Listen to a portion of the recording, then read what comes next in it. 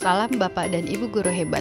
Saya Andriani Huta Barat, calon guru penggerak Angkatan 7 akan menyampaikan kesimpulan dan refleksi pemikiran Ki Hajar Dewantara sebagai pemenuhan tugas modul 11A8, koneksi antar materi.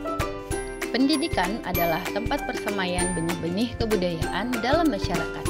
Pendidikan ibarat ladang tempat menabur, dan murid ibarat benih yang disemaikan untuk nanti dapat menghasilkan manusia yang berbudaya. Pendidikan menjadi ruang berlatih dan bertumbuhnya nilai-nilai kemanusiaan yang dapat diteruskan dan diwariskan. Banyak orang yang menyamakan antara pendidikan dan pengajaran. Meskipun keduanya tampak sama, namun memiliki makna yang berbeda. Pengajaran merupakan proses dalam memberi ilmu yang berfaedah untuk kecakapan hidup anak secara lahir dan batin. Untuk itu, pengajaran hanya terjadi saat kita belajar di dalam kelas. Beda halnya dengan pendidikan yang memiliki arti pemberian tuntunan terhadap segala kekuatan kodrat yang dimiliki anak agar ia mampu mencapai keselamatan dan kebahagiaan yang setinggi-tingginya, baik sebagai seorang manusia maupun sebagai anggota masyarakat. Pada prosesnya, guru berperan dalam memberi tuntunan kepada murid agar kodrat yang dimiliki anak semakin terarah. Dalam hal menuntun, anak diberi kebebasan, namun pendidik berperan sebagai pamong dalam memberi tuntunan dan arahan agar anak tidak kehilangan arah dan membahayakan dirinya. Guru berperan layaknya sebuah kompas yang menentukan kemana arah menuju karakter dan budi pekerti yang baik sesuai dengan kodrat yang dimiliki setiap murid. Dalam hal memberi tuntunan, guru harus memahami bahwasanya setiap anak mempunyai kodrat, yakni kodrat alam dan kodrat zaman. Kodrat alam berkaitan dengan sifat dan bentuk lingkungan di mana anak berada, sedangkan kodrat zaman berkaitan dengan isi dan irama. Artinya, bahwa setiap anak sudah membawa sifat dan karakternya masing-masing. Jadi, sebagai guru, kita tidak bisa menghapus sifat dasar tadi. Yang bisa dilakukan adalah menunjukkan dan membimbing mereka agar muncul sifat-sifat baiknya, sehingga menutupi atau mengeburkan sifat-sifat jeleknya. Ki Hajar Dewantara mengingatkan para pendidik untuk tetap terbuka dan mengikuti perkembangan zaman yang ada. Namun, tidak semua yang baru itu baik, jadi perlu diselaraskan terlebih dahulu. Indonesia juga mempunyai potensi-potensi kultural yang dapat dijadikan sebagai sumber belajar.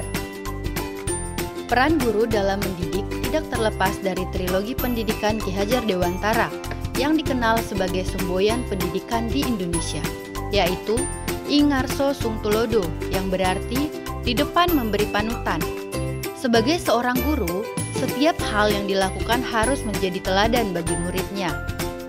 Ing Madio Mangunkarso, yang berarti di tengah memberi semangat dan motivasi bagi murid, serta Tuturi Handayani yang berarti di belakang memberi dorongan, di mana guru harus mendorong muridnya untuk lebih bersemangat dalam memunculkan sisi terbaik dari mereka masing-masing.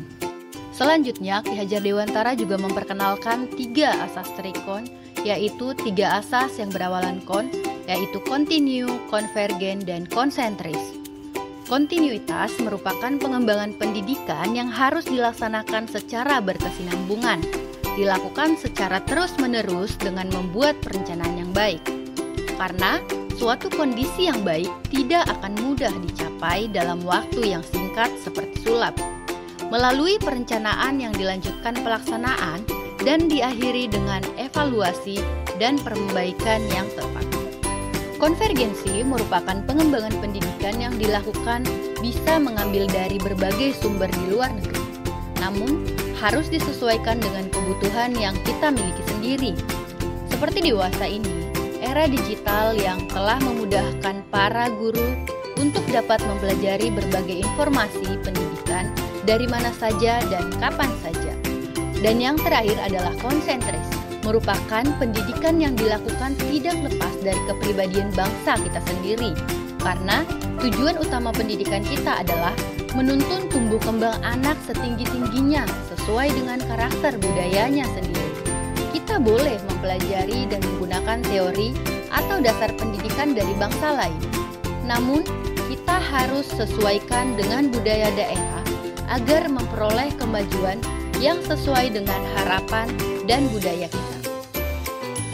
Sebelum mempelajari modul ini, saya berpikir bahwa mendidik dan mengajar adalah hal yang sama. Hukuman kepada murid dapat mengubah perilaku murid. Murid adalah objek pembelajaran, dan pembelajaran hanya fokus pada pencapaian kriteria ketuntasan minimal atau hanya melihat kognitif murid saja. Setelah mempelajari modul ini, pemikiran dan perilaku saya yang berubah adalah saya menyadari peran saya sebagai guru bukan hanya sebagai pengajar, namun sebagai penuntun karakter murid yang mengarahkan lakunya ke arah yang lebih baik. Alih-alih memberikan hukuman, jauh lebih baik membuat kesepakatan kelas. Karena kesepakatan kelas dibuat bersama, maka jika suatu saat terjadi pelanggaran di dalam kelas, kita hanya perlu mengingatkan kesepakatan yang telah ada. Menjadikan murid sebagai subjek pembelajaran. Siswa bukan objek, karena siswa adalah manusia yang dinamis, memiliki daya cipta dan dapat berkembang. Proses pembelajaran jauh lebih penting dalam pembentukan karakter dan budi pekerti murid. Hal yang dapat saya segera terapkan lebih baik agar kelas saya mencerminkan pemikiran Ki Hajar Dewantara adalah membuat kesepakatan kelas. Saya terinspirasi dari setiap pertemuan calon guru penggerak yang diawali dengan kesepakatan kelas. Saya mencoba menerapkannya di awal pembelajaran saya. Dengan mengucapkan dan menyepakati bersama, murid lebih mudah diarahkan dan berusaha untuk tidak melanggar kesepakatan meskipun awalnya kurang merasa nyaman. Kemudian merancang modul pembelajaran yang mengajak murid untuk aktif. Di sini, saya merancang pembelajaran proyek yang dikerjakan secara berkelompok. Saya memberi instruksi garis besar kegiatan dan murid mengembangkan sesuai dengan ide dan kreativitas mereka masing-masing. Kemudian saya berusaha mengenal karakter murid satu persatu secara lebih dalam dengan melakukan pemanggilan secara bergantian untuk berdialog tentang perasaan murid setelah belajar di sekolah. Demikian yang dapat saya sampaikan. Terima kasih telah menyaksikan video ini. Semoga bermanfaat.